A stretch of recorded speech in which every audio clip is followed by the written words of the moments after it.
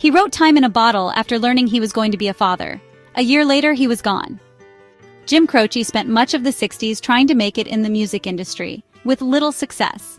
I've spent about 10, 11 years playing in bars, fraternity parties, doing rock and roll, country and western, bluegrass. He performed while working jobs as a construction laborer, truck driver, and even a telephone pole climber to support himself and his wife Ingrid. Sitting up there in a truck cab with just an 8-track playing, listening to a lot of music. You can get kind of lonely, you can get a lot of laughs.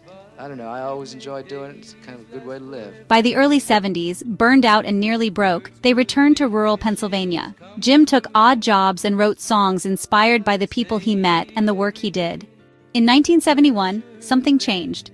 Ingrid became pregnant. He knew that if we were going to have a child, he needed to become a professional musician. And that night, he sat down at the kitchen table and he started to write Time in a Bottle. A lullaby-like song full of longing, written not after his son was born, but while he was still just a hope for the future. With a family on the way, Croce redoubled his efforts to make music his profession.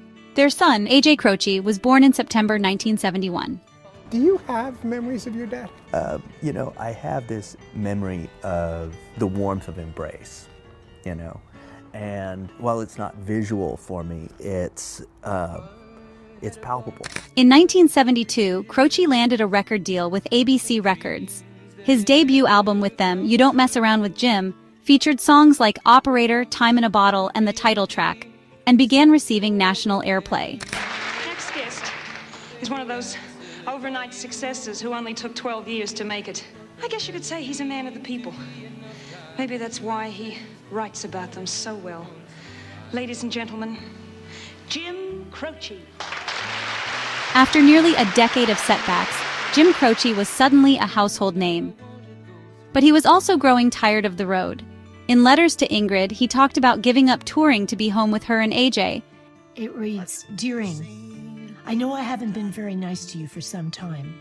And when I get back, everything will be different. We're going to have a life together, Ing, I promise. I'm going to concentrate on my health. I'm going to become a public hermit. Give a kiss to my little man and tell him Daddy loves him. Remember, it's the first 60 years that count. And I've got 30 to go. I love you, Jim."